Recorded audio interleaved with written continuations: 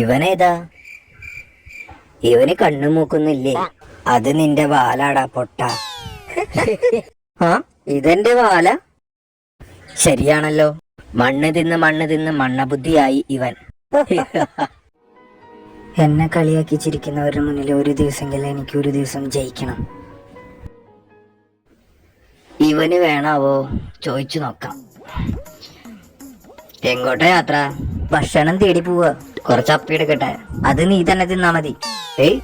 ഇവന് അപ്പിയുടെ ടേസ്റ്റ് ഒന്നും അറിയില്ല തോന്നുന്നു. ഓ, എന്ത് നാറ്റത്. നീ എന്റെ ഭക്ഷണത്തെ വില കുറച്ച് കാണുന്നു വേണ്ട. ഈ സാധനം ഉണ്ടല്ലോ,